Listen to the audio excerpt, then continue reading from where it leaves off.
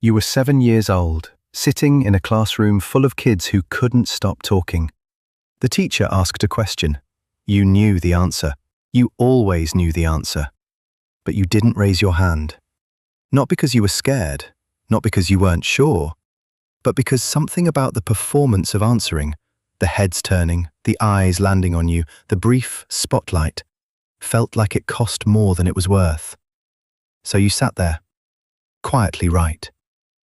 And someone louder got the credit. That became the pattern, didn't it? You were the kid who watched more than you spoke. The one who stood at the edge of the playground, not because you couldn't join in, but because you were already processing things the other kids weren't even noticing. The teachers called you shy. Your parents called you mature. The other kids didn't call you much at all. And none of those labels felt quite right. But you didn't have the language to explain what was actually happening inside your head. You just knew you were different. You felt it every single day. You just didn't know why. Here's why. And it has nothing to do with being broken. Psychologists have identified a temperament trait called behavioral inhibition. It's present from infancy, and it describes children who tend to pause and observe before engaging with new situations, new people, and new environments. Behaviorally inhibited children aren't afraid. They're assessing. Their brains are taking in more information before making a move. Research by Jerome Kagan at Harvard found that about 15 to 20% of children are born with this temperament. It's neurobiological, it's stable, and it shows up the same way almost every time. The child who hangs back at birthday parties, who watches before joining a game, who seems older than their age because they're processing the world at a depth their peers haven't reached yet. That was you, and you got punished for it. Not physically, but socially. The educational system is built for participation.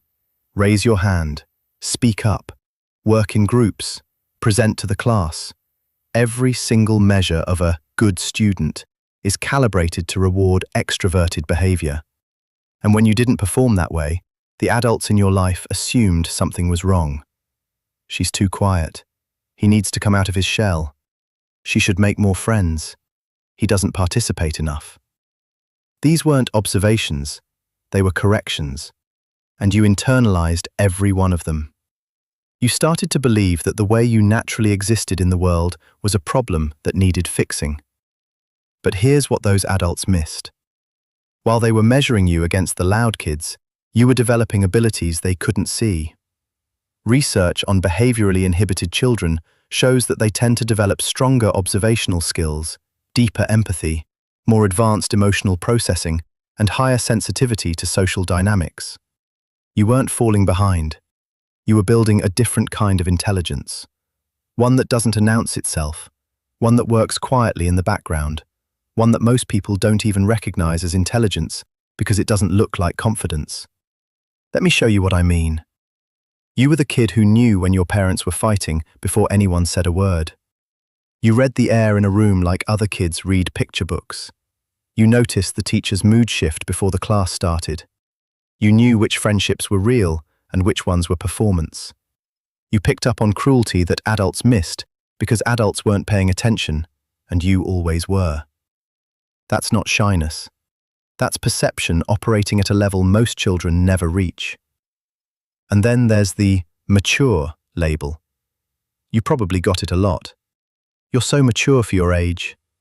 Adults said it like a compliment, but what it actually meant was that you were carrying weight that wasn't yours. Quiet kids often become the emotional regulators of their environment. You learned to read your parents' moods and adjust your behavior accordingly. You learned when to be invisible and when to be useful. You became the easy child, the one nobody worried about because you never caused problems. But the reason you never caused problems wasn't because you had none. It was because you learned early that your problems weren't the ones that got attention. Psychologists call this parentification when it reaches its extreme. The child who takes on an adult emotional role in the family. But even in milder forms, quiet kids tend to develop what's called an external locus of awareness. You became hyper-attuned to everyone else's emotional state while learning to suppress your own. That's why you grew up feeling responsible for moods that weren't yours. Why you still walk into a room and immediately scan for tension.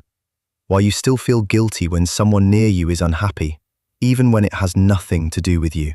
That pattern started in childhood, and nobody taught you it was a pattern, so you just assumed it was who you are. Here's the part that matters most. The quiet kid didn't disappear. They grew up, and the traits that made you too quiet as a child are the same traits that make you extraordinary as an adult. The observation skills that made you invisible in class make you the person who reads a room better than anyone in it. The emotional depth that made you too sensitive makes you the friend people trust with their real problems. The independence that made you too withdrawn makes you someone who doesn't need external validation to know their own worth. The ability to sit with silence that made you awkward makes you one of the few people who can actually be present with another human being without filling the space with noise. You were never behind. You were just operating on a system the world didn't have a measurement for. And I want to address something that quiet kids carry into adulthood that almost nobody talks about. Grief. Not for a person, for the childhood version of yourself who never got to feel normal. You grieve the birthday parties where you stood against the wall while everyone else seemed to know the rules to a game you were never taught. You grieve the classroom moments where you had something brilliant to say, but the window closed before you could say it. You grieve the friendships you lost because you couldn't match the energy that was expected. And you carry a quiet anger at a world that looked at a thoughtful, observant, deeply feeling child and said, "Something is wrong with this one." Nothing was wrong with you. Nothing is wrong with you now. You were a child whose brain was wired to notice more, process more deeply, and move through the world with more care than most people ever develop in a lifetime. The adults who tried to change you weren't cruel. They were working with a system that only recognizes one kind of child as healthy, the loud, social, hand-raising kind. You didn't fit that mold, but the mold was the problem, not you. So if you're still carrying that quiet kid inside you, the one who watched from the edges, who felt everything but said nothing, who was always too something, I want you to hear this clearly. You were never too quiet. The world was just too loud to hear what you were saying without words. And the fact that you're here, watching this video, still trying to understand yourself at this depth, that's not a sign of damage. That's the quiet kid doing exactly what they've always done. Paying attention, going deeper, refusing to stay on the surface. If this felt like someone finally understood the kid you used to be, subscribe. This channel was built for people like you. The quiet ones. The ones who always noticed. The ones who are just now learning that everything they were told was a weakness was actually a strength they hadn't been given the language for yet. You were never the problem. You were just ahead of the room.